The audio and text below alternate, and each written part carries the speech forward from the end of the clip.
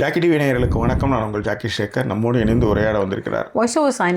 இது ஜீஸ் தமிழில் வந்த தமிழா சீசன் 2 எபிசோட் 2 இருவேறு தலைமுறை இல்லத்தரசிகள். அதாவது 80ல் திருமணமான இல்லத்தரசிகள், இப்போ 2000க்கு அப்புறம் திருமணமான இல்லத்தரசிகள், ஜென்ரேஷன்ஸ் கேப்ஸ். இவங்க ரெண்டு பேருக்குமான தலைமுறை இடைவெளிகளை பற்றி பேசின ஒரு டாபிக். அதனுடைய முதல் பாகத்தை இந்த எபிசோடில் பார்க்க போகிறோம். அதற்கு முன்பாக இந்த தளத்தை இதுவரை சப்ஸ்கிரைப் பண்ணாங்க, சப்ஸ்கிரைப் பண்ணுங்கள், லைக் பண்ணுங்கள். விரிவான பார்வைக்கு ஸ்டே டியூன் வித் அஸ்.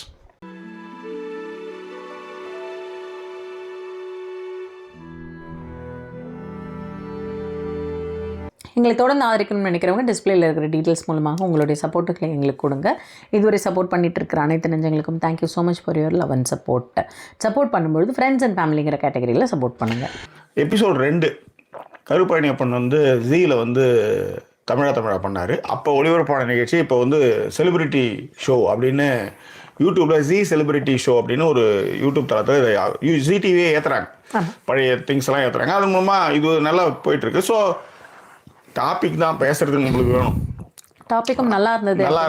அது மட்டும் கிடையாது, டாபிக்கு வேணும். அதை பேசுகிறப்ப நம்ம அதுலேருந்து நம்ம நிறைய கருத்துக்களை சொல்லலாம் அப்படின்றதுனால இந்த டாப்பிக்கை நம்ம எடுத்துருக்கோம். நாளைக்கு இதே மாதிரி ஏதாவது ஒரு டாபிக் கொடுப்போம். பழைய ஷோ புதுசோ அதுக்கான லிங்க்கு கூட நம்ம இப்போ நம்மளோட யூடியூப் சேனல் இருக்கு இல்லையா, ஐ மீன் வாட்ஸ்அப் சேனல், அந்த வாட்ஸ்அப் சேனல் இருக்கிற லிங்க்கில் நம்ம தொடர்ந்து என்ன பேச போகிறோம் அதற்கான லிங்க்கு கூட நீங்கள் கொடுத்துருந்தேன். ஆக்சுவலி இவங்க தேடிலாம் பார்க்க வேணாம் அப்படின்றதுக்காக அதை கொடுத்தேன். அதனால தான் நான் திரும்ப சொல்கிறது, வாட்ஸ்அப் சேனலில் சப்ஸ்கிரைப் பண்ணி வச்சுக்கோங்க அப்படின்றது. ஓகேவா? ரைட். So good.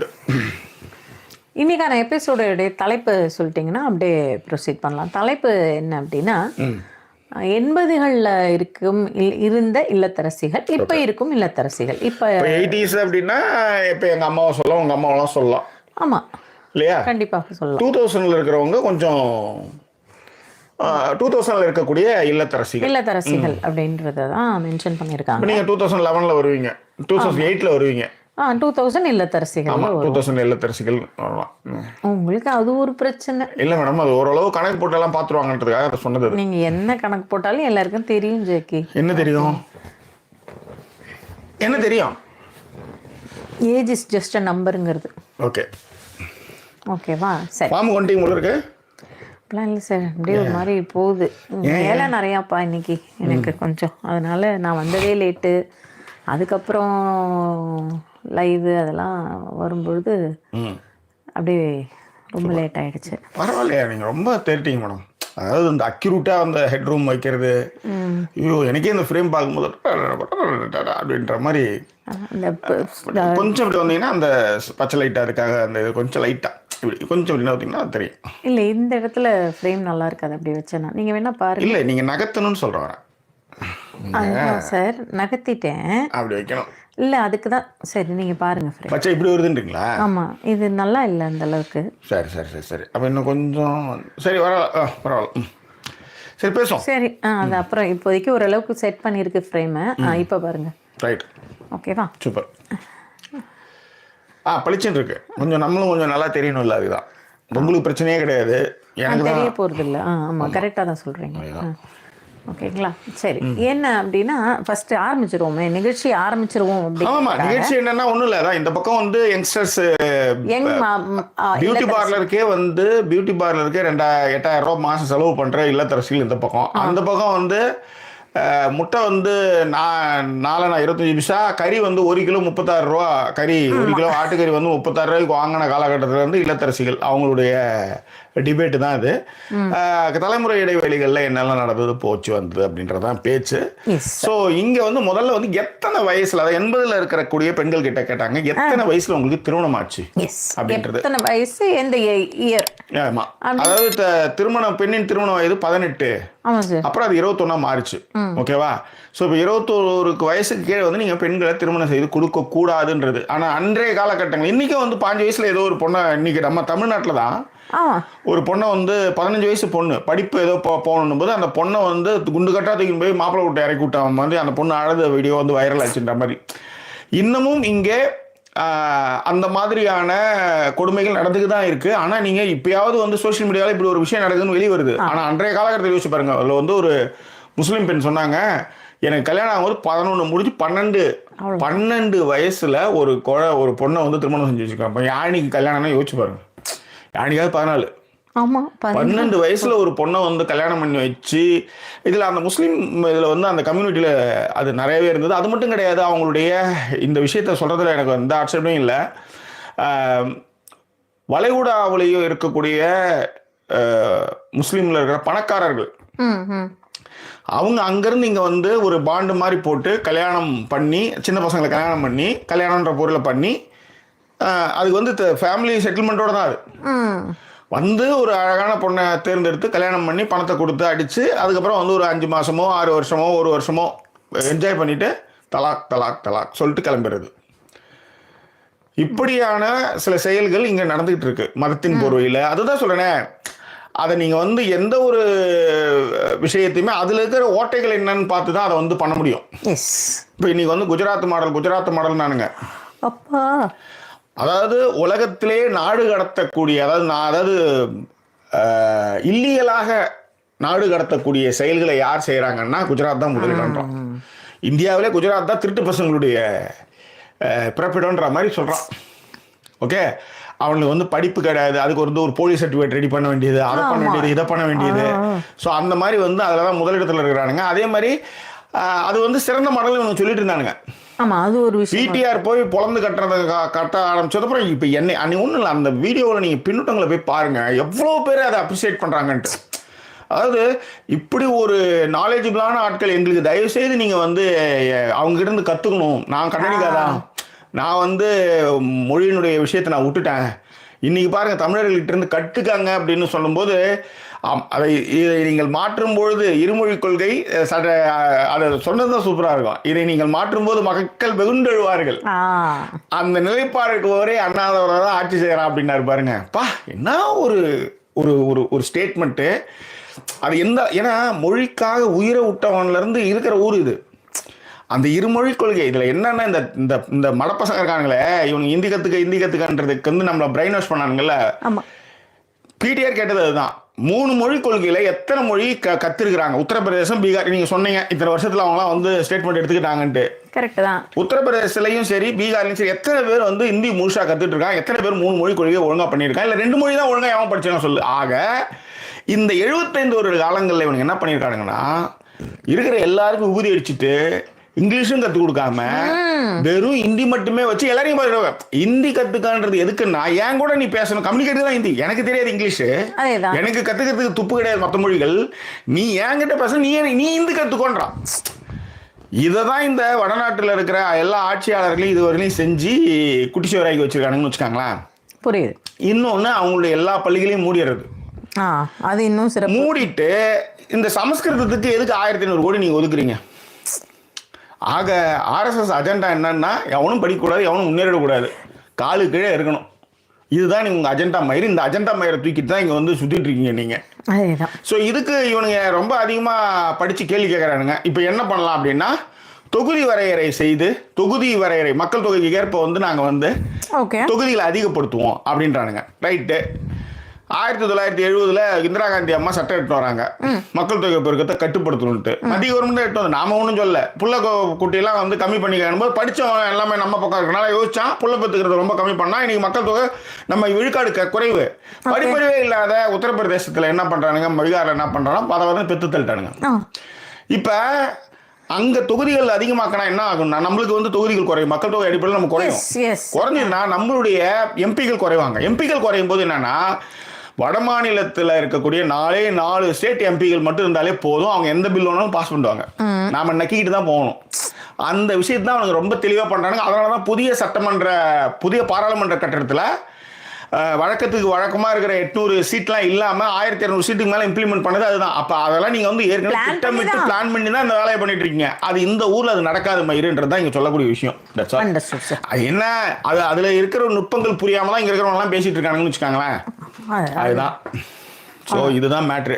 ஸோ இப்போ இந்த 12 வயசு அப்படின்றத இங்கே பெரியார் வந்து எப்ப சொல்றாரு, 1930 சொல்றாரு. 80லயே இந்த நிலைமை. 30ல சொல்றாரு, பொம்பளை பிள்ளைங்க வந்து கர்ப்பப்பை எதுக்கு, புள்ள பெத்து போடுற மிஷின் வேலைக்கு போகணும். அதில் இன்னொரு விஷயம் அவர் சொன்னதை நான் இந்த ஊரில் வந்து யோசிச்சு மேட்ச் பண்ணி பார்க்குறேன். எந்த ஊரில்? இந்த ஊர், அதாவது இங்கே நான் வந்து இங்கிலாண்டில் சொல்கிறேன். என்னது இருக்குன்னா, இந்த ஊருன்னா நான் அண்டர்ஸ்டுட் அப்படின்னு சொல்லி நினச்சிக்கிட்டேன். ஸோ என்னத்துக்கு அதை நான் இங்கே மேட்ச் பண்ணி பார்த்தேன் அப்படின்னா, ஒரு நாள் ஏதோ இந்த ஆம்புலன்ஸ் டிரைவராக வந்து பெண் ஓட்டுநர்கள் தான் இங்கே ஜாஸ்தி, நிறைய இடத்துல நான் பார்க்குறேன்.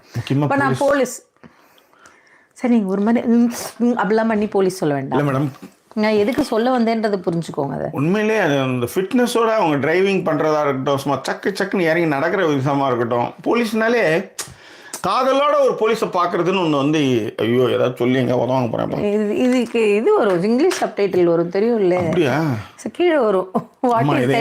இந்த மாதிரி எவனாவது இவனுங்க வாட்ஸ்அப் குரூப்ல இருந்து இங்கிலாந்துக்காரன் வாட்ஸ்அப் குரூப்ல அனுப்பிச்சு வச்சோன்னு வச்சுக்கோ, நாம எங்க மால்ல இருந்துட்டே இங்க ஒருத்தர் இருக்கான் பாரு வந்தாண்டாம் அப்படின்ட்டு காதலோட அணுகுவாங்க. ஆமா, நம்மளுக்கு வந்து படபடன்னு ஆயிடுவாரு, நம்மளுக்கு வந்து உடனே வேர்த்துரும் நம்மளுக்கு. சரியா? சரி, எதுக்கு சொல்ல வந்தேன் அப்படின்னா, அவர் வந்து நம்ம ஊர்ல வந்து பெரியார் சொல்லியிருந்தது, ஆசிரியர்களாகவும் காவல்துறைக்கும் பெண்கள் தான் நிறைய வரணும் அப்படின்னு போட்டிருந்தேன். ஒரு தடவை சொல்லியிருந்ததா சொன்னீங்க. அட்லீஸ்ட் காவல்துறைக்கு இல்லைனாலுமே சரி, தபால் ஆபீஸுக்கும் டீச்சர் வேலைக்கும் பொம்பளைங்க தான் போகணும் அப்படின்னு சொல்லியிருந்ததா சொன்னீங்க. பட் இந்த ஊர்ல நான் அதை பார்க்கும்போது என்ன, காவல்துறைக்கு இங்க பெண்கள் தான் ஜாஸ்தி. அதே மாதிரி இந்தியாவிலேயே அதிகமான பெண்கள் வந்து காவல்துறையில் இருக்கிறதும் தமிழ்நாட்டில் தான், வேற எந்த ஸ்டேட்லயுமே கிடையாது. அது என்ன அவ சொல்றது நான் கேட்கறதுன்றது தான். இங்க இப்ப சமீபத்தில் ஒரு வீடியோ ஒன்று வந்தது, எல்லா ஆண்களும் ஒரு ஒரு மீட்டிங்ல உட்காந்துருப்பாங்க, ஒரு வட்டமேசமான மாதிரி ஒருத்தவங்க வருவாங்க, அதுக்கு வந்து படிடா பரமா அதுக்குதான் சொல்றது அப்படின்னு. உண்மைதான், அவ்வளவு பேரும் அந்த பெண்மணி உள்ளார வந்து உட்கார்றவர்களே எழுந்து நிக்கிறாங்க. அது என்னன்னா, அவங்க ஐஏஎஸ் கேடரா இருப்பாங்க. அந்த தொழிலுக்கும் அந்த படிப்புக்கான மரியாதையை பெற்று தந்தது திராவிடம் தான். நான் எழுதி தரேன், 75 வருஷத்துல நாங்க அவ்வளவு சாதிச்சிருக்கோம், அவ்வளவு பண்ணியிருக்கோம், அத்தனை பேருக்கு போலீஸ் வேலை போட்டு கொடுத்துருக்கோம், மரியாதையா நடத்துறோம், அங்கொன்று இங்கொன்று நிறைய விஷயங்கள் இருக்குது. நாங்க யாரும் போய் போன் எடுத்து போய் தண்ணியில வந்து முழுக்கடிக்கல.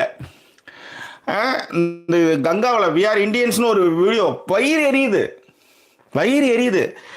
கையில வந்து தட்டுல அந்த துணி கிணிலாம் போட்டு அந்த கங்காவில் விடுற படம் புடின்னு போதுங்க எல்லாம்.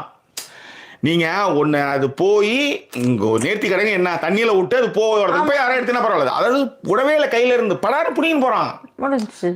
அந்த அளவு தான் அங்க இருக்கு. எல்லாம் இந்த விஷயத்துல எதை ஒன்னாலும் நான் மன்னிச்சிடுவேங்க. ஆனா கொரோனாவுக்கு வந்து ஒரு தட்டை வச்சு அடிச்சிங்க பாரு, கோ கொரோனா. இதை வந்து இதை படிச்ச பண்ணியெல்லாம் அதை பண்ணிட்டு நீங்க வந்து யோகி மாதிரி பேசிட்டு இருக்குங்க. என்னத்த சொல்றது, அதெல்லாம் கொடுமை. இதை தான் கேள்வி கேட்டுச்சு, இதுதான் வந்து பகுத்தறிவோட இங்க கேள்வி கேட்டது. அதனாலதான் இங்க சாமி நம்பிக்கை இருக்கு, எனக்கு நம்பிக்கை இருக்கு, யாருக்கு நம்பிக்கை இருக்கு, எல்லாருமே நம்பிக்கை இருக்கு.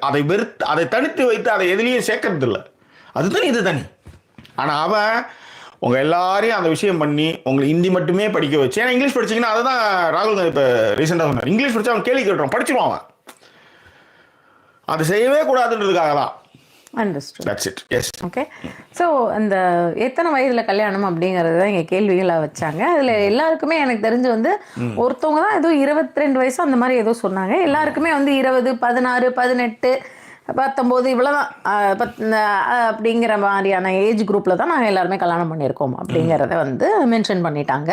ஸோ ஓகே, இதெல்லாம் வந்து ஃபஸ்ட்டு உங்களோட ஏஜ் குரூப். எப்போ ஃபஸ்ட்டு உங்கள் ஹஸ்பண்ட்ஸை நீங்கள் பார்த்தீங்க? ஓகே. அப்படின்னும்பொழுது ஒரு 3-4 பேர் சொன்னாங்க, கல்யாண மேடையில தான் சார் பார்த்தோம் அப்படின்னாங்க. ஒருத்தவங்க என்ன சொன்னாங்க, எங்கள் மாமா பையன் தான், ஆனால் எப்போவோ பார்த்தது, திடீர்னு பார்த்தா அப்புறம் கல்யாண மேடையில தான் பார்த்தேன். அன்னைக்கு நைட்டு அவுத்து காட்டுற சொல்றாங்க, அதுதான் கொடுமை. இல்லை, இதுதான் இங்கே நடந்ததுன்றதுக்காக சொல்கிறேன். இந்த பிரச்சனையை முதலாக எனக்கு தெரிஞ்ச எழுத்தாளர் பட்டுக்கோட்டை பிரபாகர் எழுதினான்னு நினைக்கிறேன் இந்த பிரச்சனையை. அடுத்தது அதை வந்து படத்தில் வந்து காட்சியாக வச்சது மௌனராகத்தில் வரும். ரேவதி கேட்பாங்க, இப்போதான் பார்த்தா அதுக்குள்ளே என்னம்மா அப்படின்ற மாதிரி. ஃபர்ஸ்ட் நைட்டுக்கு வந்து அம்மா கிட்ட பேசுகிற ஒரு சீன் ஒன்று இருக்கும். இதை வந்து சொன்னது வந்து அங்கே தான். ஆனால் அதுக்கு நீங்கள் வந்து என்ன சொல்கிறது, விடுங்கப்பா. சரியா? ஸோ அப்போ எல்லாருமே வந்து இந்த அப்போதான் பார்த்தோம் அப்படிங்கிறத சொன்னாங்க. ஒரு அம்மா சொன்னாங்க, கல்யாணம்னா நமக்கு என்ன சார் ஒரு மாதிரி படபடப்பாக இருக்கும், பயங்கர ஜாலியாக இருக்கும். அப்போதான் நமக்கு வந்து மேக்கப்லாம் பண்ணுவாங்க, புடவை கட்டி விடுவாங்க, நல்லா அழகாக மேக்கப் பண்ணி விடுவாங்க, புடவை கட்டி விடுவாங்க, அவ்வளோதான் நமக்கு தெரிஞ்சு கல்யாணம், வேற என்ன அப்படின்னு. படிடாபரமான்னு சொல்றது எது தெரியுமா? இதுதான். இல்லை, இந்த நம்ம சொல்லுவோம்ல, ஒரு கல்ச்சர் வந்து திரும்ப ரிட்டர்ன் ஆகும், ரீசைக்கிள் தான் அது அப்படின்னும். உதாரணத்துக்கு பெல்ஸு, மீஸ் எப்படி வைக்கிறது, அன்னைக்கு இதுல ரங்கா பில்லால வந்து ரஜினி மீசை வச்சுதான் இப்ப சிவகார்த்திகேயன் அந்த மாதிரி சொல்றேன். இது வந்து ஒரு சர்க்கிள் மாதிரி திரும்ப திரும்ப வந்துட்டே இருக்கும். சில ஃபேஷன் வந்து சர்க்கிள் ஆகிட்டே இருக்கும். அந்த மாதிரி சில விஷயங்கள் நடக்கும். இப்போ ஒன்றும் இல்லை, ஒரு நான் கஜோல் படம் ஒன்று பார்த்தேன். அதுல வந்து அவங்க அம்மா வந்து கஷ்டப்படுவாங்க, பொண்ணு வந்து நான் கஜோல் தான் நினைக்கிறேன், அது வந்து டேரிங்கா எல்லாமே பண்ணும். அம்மா வந்து என்ன அப்படின்னா அப்ப அந்த காலத்திலேயே அவங்க வந்து ஹஸ்பண்ட வந்து வெளியில போக சொல்லிடுவாங்க, ஏதோ பண்ண படிச்சு அவங்க பெரிய ஆவாங்க. அதுக்கப்புறம் வந்து கஜோல் வந்து ஒய்ஃபா இருப்பாங்க. கஜோல் வந்து அடுத்து அவங்களுக்கு பொண்ணா இருப்பாங்க. அவங்க வந்து என்ன அப்படின்னாலுமே இதே மாதிரி டேரிங்கா இருப்பாங்க. ஒரு பெண் சமத்துவம் அடிச்சிருவாரு அவங்கள, அவர் அனுப்பிச்சுட்டு. ஆனா லாஸ்டா அவங்களுடைய அடுத்த பொண்ணு என்ன பண்ணா, அது வந்து கணவனே கண்கண்ட தெய்வம்னு சொல்லுவாங்க. ஆமா, போய் மாமனார் மாமியார் காலெல்லாம் விழுந்து கும்பிட்டு அவங்க கணவரோட அந்த மாதிரியான ஒரு ஃபேமிலியில தான் நான் இருக்கணும். ஏன்னா அது வந்து கல்ச்சரை காப்பாற்றணும். கடைசியை வந்து ஒரு குண்டத்துக்கு போடணும். கல்ச்சர்ன்றது என்னன்னா 9 வருஷம் 8 வருஷத்துக்கு பயத்தோட வச்சிருந்தா பத்தியா, நல்ல பேர் இருக்கணும்னு வச்சிருந்தா, அதான் கல்ச்சர், வேற ஒண்ணுமே கிடையாது.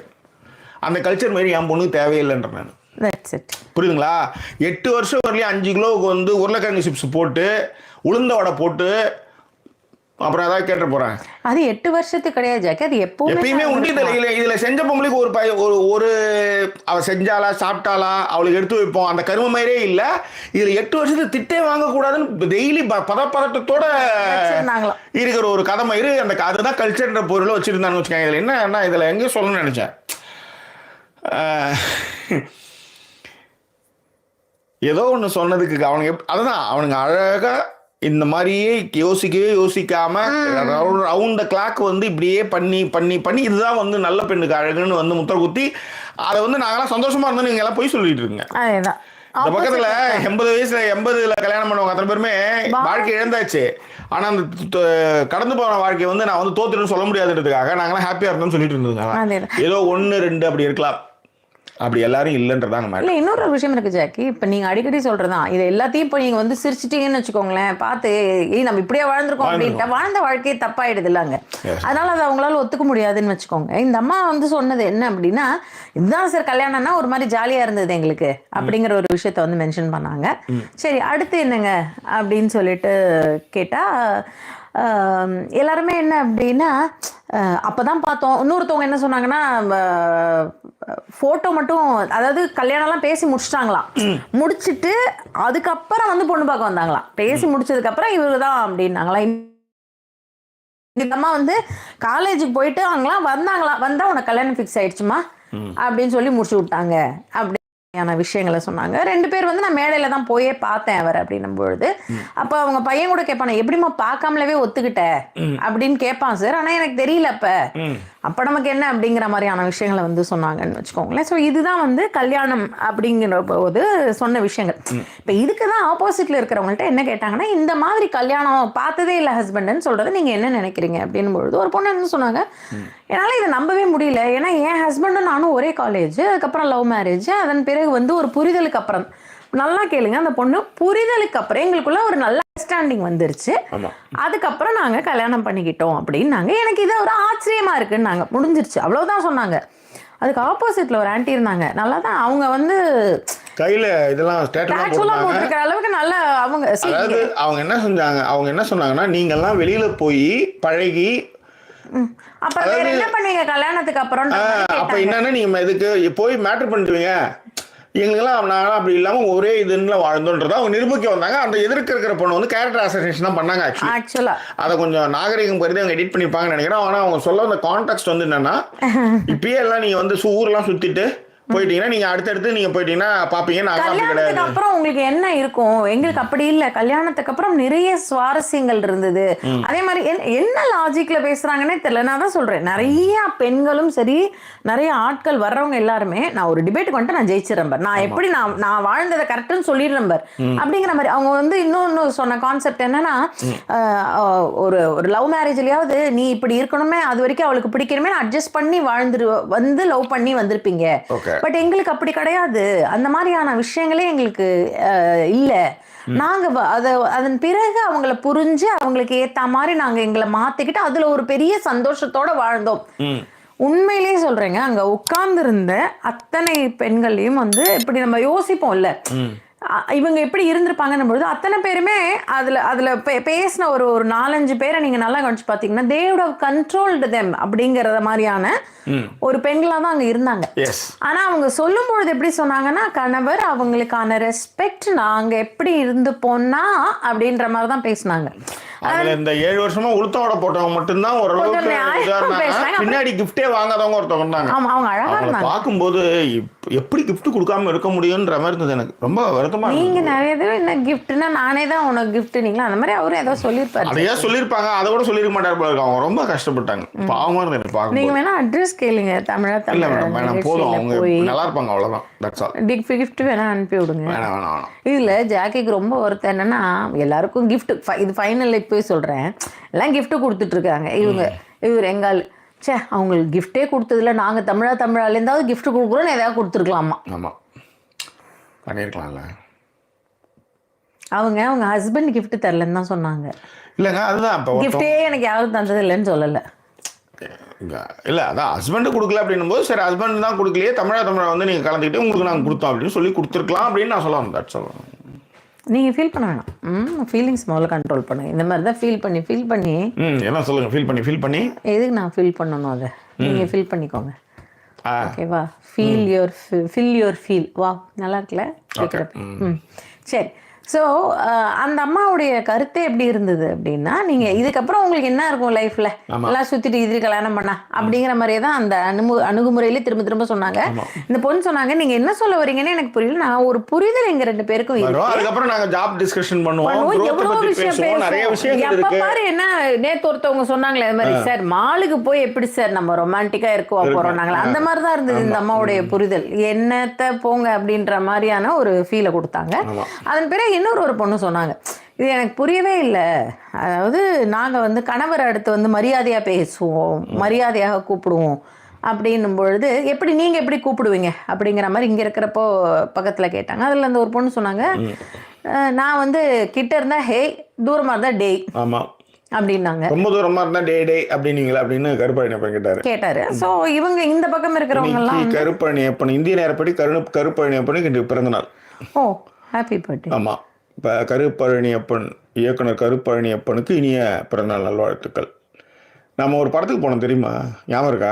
தெரியும் எனக்கு அந்த படம். அந்த படத்துல தான் என்ன கூரையோ பாட்டு எனக்கு ரொம்ப பிடிக்கும். என்ன கூரையோ அந்த பாட்டு வந்து பிளாகர்ஸ்க்காக தனியா ஒரு ஷோ வந்து ஏவிஎம்ல போட்டிருந்தாரு. யாழினி பார்த்த முதல் திரைப்படம்.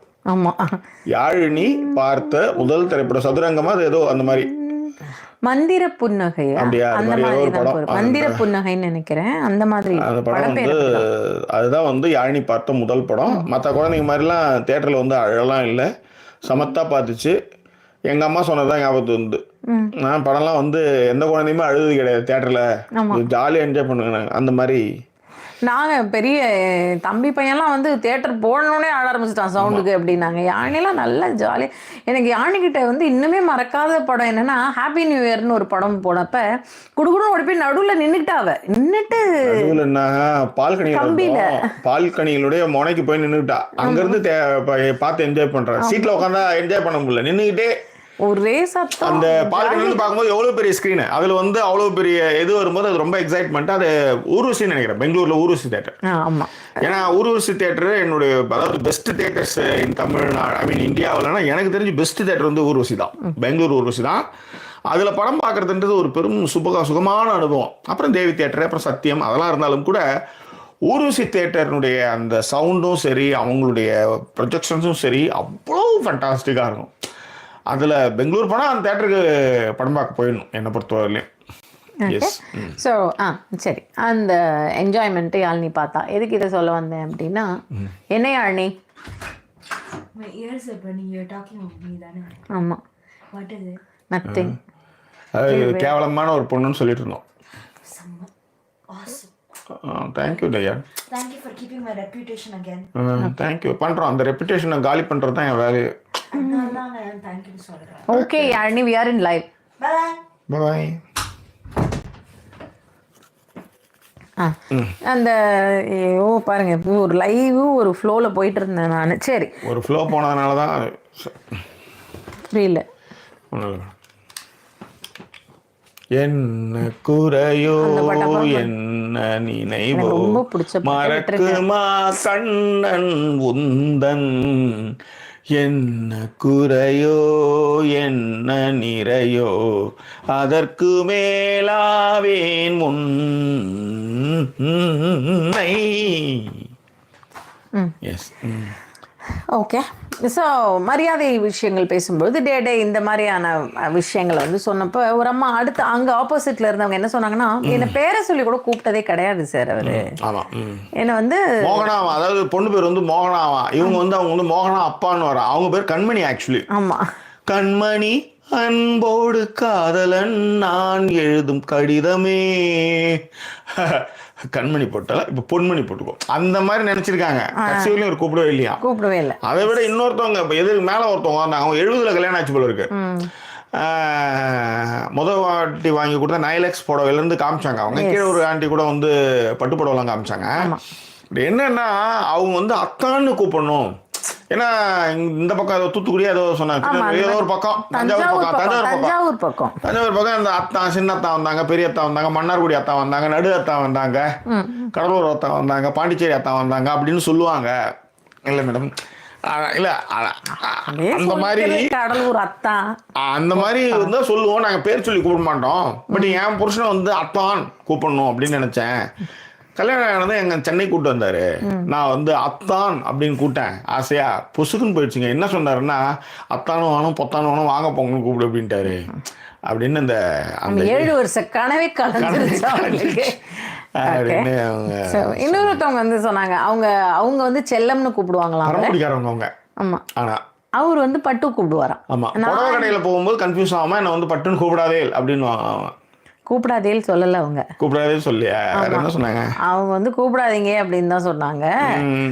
அதே மாதிரி அவங்க வந்து கூப்பிடாதே சொல்லல. அணமடையா அணமண்டை அணமண்டை ஆனமண்டை ஆனமண்டை யானை வந்து ரைட். சரி, அவங்க ஏங்க நீ எப்படிமே கிராஸ் டாக்ல பேசாதீங்க ஜாக்கி. ஸோ இவங்கெல்லாம் எப்படி கூப்பிடுவாங்க அப்படின்னும் போது சொல்லும்போது 80s இருக்கிறவங்க 2000 அப்படின்னு சொல்லுங்க. இளம் மாமியார் நீங்க இந்த லைவ்ல பேசலையா, வேற லைவ்ல பேசிட்டு இருக்கீங்க? சொல்லும்போது அவங்க யாரும் சொன்னாங்க இல்ல, அதை தான் கேட்கறேன். நீங்க வேற லைவ்ல பேசிட்டீங்களா, இந்த லைவ்ல தானே பேசுறீங்க. அப்ப நீங்களும் வந்து ஹெட்ஸ்அப் கொடுக்கலாம்ல அதுக்கு. சரி சரி சரி. சும்மா உட்காந்து யானை மண்டையா அப்படின்றது மட்டும் கரெக்டா வந்துருங்க. பட் இந்த பக்கம் வந்து அந்த வாடா போடா டே டே அப்படின்றது அந்த பொண்ணு சொல்லு உணர்வு சார்ந்த ஒரு விஷயங்க அது. ஆமா, அது எதுக்காக அந்த பொண்ணு சொல்லுச்சுன்னா, ஒருத்தவங்க ரொம்ப ஃபீல் பண்ணாங்க அதுக்கு. அந்த மாதிரி மட்டும் பேசிடாதம்மா, இந்த டாய் டே எல்லாம் சொல்ல மாமா என்று அற்புதமான ஒரு தமிழ் சொல் இருக்கும்பொழுது, மாமா அப்படி என்ற ஒரு தமிழ் சொல் இருக்கும்பொழுது நீங்க அந்த மாதிரி டாய் டே அப்படி என்று சொல்லாதீர்கள். உண்மையிலே நான் வந்து கற்பனை எல்லாம் பண்ணி பார்த்தேன், மாமா சமகாவே இருந்திருக்கும் மேம். எல்லாத்த விட அவங்க மைண்ட் வைஸ்ல என்னென்னோ சாண்டா கொஞ்சம் சங்கமாங்க என்னென்னோ திருத்திருப்பாங்க. பட் அதெல்லாம் இங்க வந்து பொது வெளியில சொல்ல முடியாதுன்றனால பட் இதுதான் காமெடி.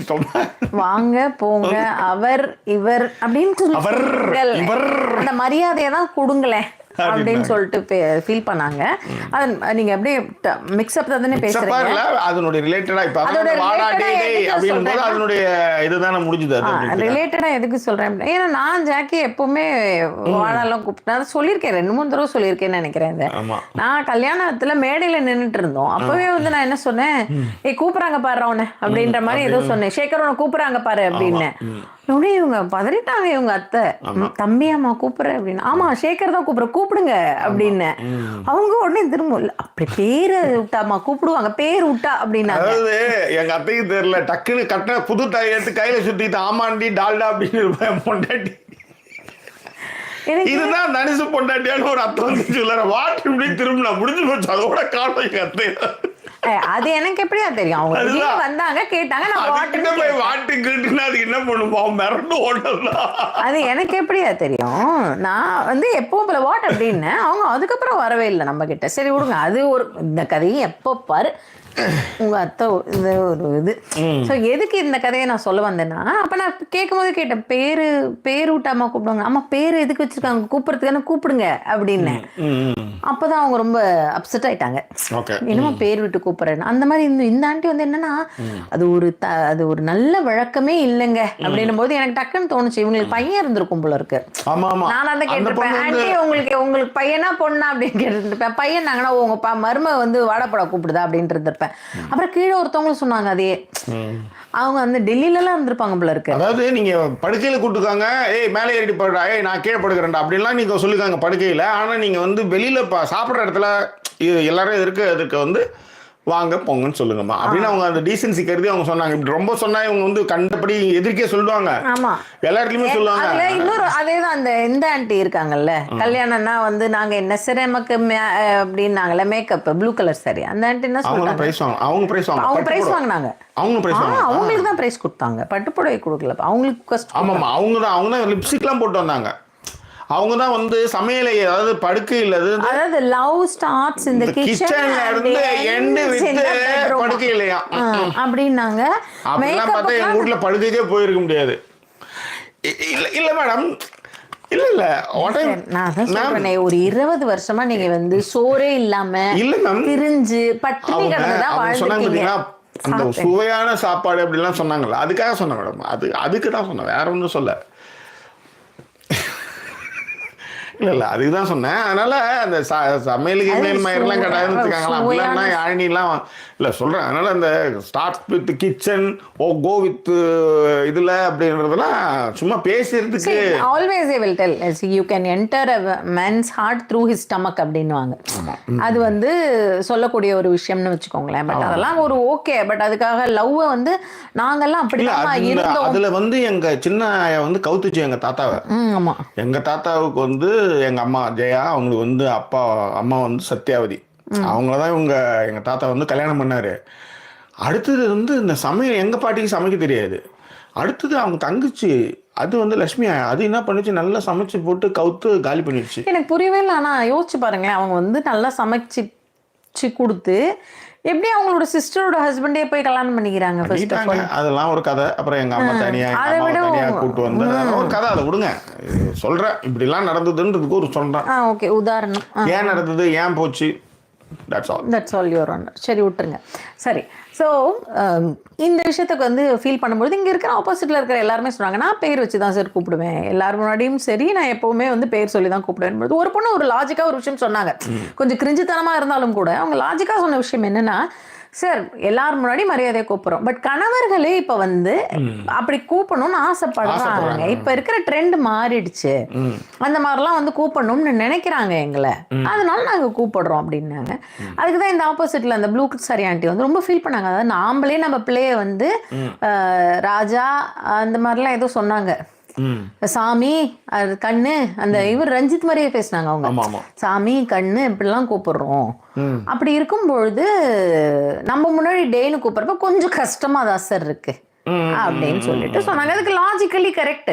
அதுக்காக வந்து நீங்க நாங்க கூப்பிட்டோம் நீங்களும் மரியாதையாவே கூப்பிடுங்க அப்படின்றதெல்லாம் வந்து அது எப்படி ஏத்துக்கிறது? அதை கரெக்டா வந்து இந்த இவங்க வந்திருந்தாங்க, ஷியாமலா அப்படிங்கிறவங்க, சொல்லுங்க பாப்போம். ஊடகவியலாளர் அவங்க வந்திருந்தாங்க. அவங்க நான் ஏன் இதை அடக்கி வாசிக்கிறேன்னா, அப்புறம் அந்த அடிஜெடிட்டேஷன்னா என்னன்னா அஜெட்ரேஷன் அப்படின்ட்டு போயிடுவா. இப்போ நாம் அங்கே போய் நம்ம இருக்கிறது வேற, இங்கே என்ன ஒரு நர்ஸுக்கிட்ட பேசணும்னா கூட அவ வந்து பண்ணும்போது டக்குன்னு வாயே பார்த்துட்டு இருக்க மாதிரி ஆகிடும். என்னடா இது பக்கி மாதிரி வாயை பார்த்துட்டு இருக்கேன்னா யோசிச்சு பாருங்க, நம்மளுக்கு அந்த கலை வரணும்ல, கை வரணும்ல. அந்த மாதிரியான கதைகள் இருக்கும்போது நாம் ரொம்பவும் நம்ம தமிழை வச்சு புடுங்க, தமிழ் வச்சுருந்தாலும் புடுங்க அப்படின்ட்டான்னு வச்சுக்கோ. அதனால அது கொஞ்சம் அந்த உங்களுக்கு வந்து நிறைய வாழ்த்துக்கள் வந்திருக்கு, இங்கிலீஷ் கேர்ள் ஃப்ரெண்ட் கிடைக்கணும் அப்படின்னு சொல்லிட்டு. அதுக்குள்ள எந்த போன விண்டருக்கே அமைஞ்சிரும் அப்படின்ற மாதிரி ஓம் பிரகாஷ் சொன்னவர் தான். அதுக்கப்புறம் அவர் பிஸி ஆயிட்டாரு, வரவே இந்தியாலாம் போயிட்டு வந்திருந்தாரு. அதேதான். அதனால ஸோ இந்த அடுத்த விண்டருக்காவது அமைஞ்சிட்டாங்கன்னா நல்லது, பார்ப்போம் நம்ம. உங்களுக்கு கை கூடட்டும். ஏன் சார் நீங்க லைவ்ல உங்க ஃபேஸ் தெரியுது, தெரியும்ல? ஓகே, சாத்திருவேன். சொல்லுங்க சார். இழுத்து சாத்திருவேன், கடையை சாத்திருவேன்னு சொல்ல வந்தேன். சரி சரி, ஏன்னா இதுக்கும் சப்டைட்டில் வரும், நான் போய் காட்டுவேன். He said in public. I said bathroom சாத்திருவேன் சொன்னேன் சார். ஓகேவா? ஓகே, சரி, விஷயத்துக்கு வருவோம். ஸோ அந்த மாதிரியான மரியாதை விஷயங்களை பேசும்பொழுது அந்த ஊடகவியலர் என்ன சொன்னாங்கன்னா, ஒரு லாஜிக்கலி அப்பெல்லாம் வந்து பார்த்தீங்கன்னா இவங்களுக்கும் ஆணுக்கும் பெண்ணுக்குமான ஏஜ் டிஃபரன்ஸ் ரொம்ப ஜாஸ்தி இருந்தது. அதன் பொருட்டு தான் வந்து இந்த மரியாதையா கூப்பிடுறது அந்த மாதிரியான விஷயங்கள்லாம் வந்துருச்சு. இப்ப இருக்கிற பெண்கள் அவங்க ஆஃபீஸ்லயே கூட இருக்கிற கொலீக்ஸ் பாக்குறாங்க, அதுக்கப்புறம் கொலீகா இருக்கிறவங்களே கல்யாணம் பண்ணிக்கிறாங்க, ஃப்ரெண்ட்ஸ் கல்யாணம் பண்ணும்போது அங்க நீங்க போய் வந்து இதெல்லாம் எதிர்பார்க்க உண்மையிலே லாஜிக்கலான ரொம்ப ரொம்ப சரியான பார்வையும் சரி, பாயிண்ட்டும் சரி. அவங்க பேர் என்ன? அவங்க பேர் வந்து ஷியாமலா, ஊடகவியலாளர். அதுல இன்னொரு விஷயமும் அவங்க சொன்னாங்க. இவர் ஒண்ணு சொன்னாரு, ஏமா அதுக்காக டே எத்தனை டே ஒரு தடவை கூப்பிட்டாலும் டே தான், 2 தடவை கூப்பிட்டாலும் டே தான். அது என்னது, அது ஆமாண்டா டால்டாங்கிற மாதிரி தான் இருந்தது. அது சொல்லிட்டு போக வேண்டியது தானே அப்படிங்கிற ஒரு விஷயத்த மென்ஷன் பண்ணாங்க. ஸோ இப்போ என்னென்ன டிஃபரன்சியேஷன் இவங்களுக்கும் அவங்களுக்கும் அப்படிங்கிற மாதிரியான விஷயங்கள் பேசும்பொழுது அடுத்து வந்தது என்ன அப்படின்னா, கிஃப்ட்ஸ் என்னென்ன கொடுத்துருக்காங்கன்னு பொழுது தான் நீங்கள் ஏற்கனவே ஜாக்கி ஒருத்தவங்க வந்து கிஃப்டே கொடுக்கலன்னு ரொம்ப ஃபீல் பண்ணாங்க. ஒரு சில பேர் அவங்களுக்காக புடவை வாங்கி கொடுத்துருந்தாங்க அப்படிங்கிறது. ஒரு அம்மா வந்து 90 rupeesக்கு வந்து பாண்டி பஜாரில் எனக்கு வந்து புடவை வாங்கி கொடுத்துருந்தாங்க. எல்லாத்தோட என் ஹஸ்பண்ட் வந்து ஒரு மோதிரம் கொடுத்தாரு, நான் கை விட்டு கழட்டவே இல்லைன்னு கையில் எடுத்து காட்டினாங்க. எங்க ஹஸ்பண்ட் வாங்கி கொடுத்த மோதிரத்தை நான் கழட்டே இல்லைன்னா லாஜிக் இருக்கு. எங்க ஹஸ்பண்ட் வாங்கி கொடுத்த மோதிரத்தை எனக்கு வாங்கி கொடுத்தாரு, கழட்டே இல்லை அப்படின்னு கையில் எடுத்து காட்டினது நல்லா இருந்தது. அதுக்கப்புறம் இன்னொருத்தவங்க வந்து எனக்கு வந்து $1 கொடுத்தாங்க. அந்த மாதிரியான விஷயங்கள்லாம் அவங்க அவங்களுக்கு கொடுத்த விஷயங்களை வந்து மென்ஷன் பண்ணிட்டு இருந்தாங்க.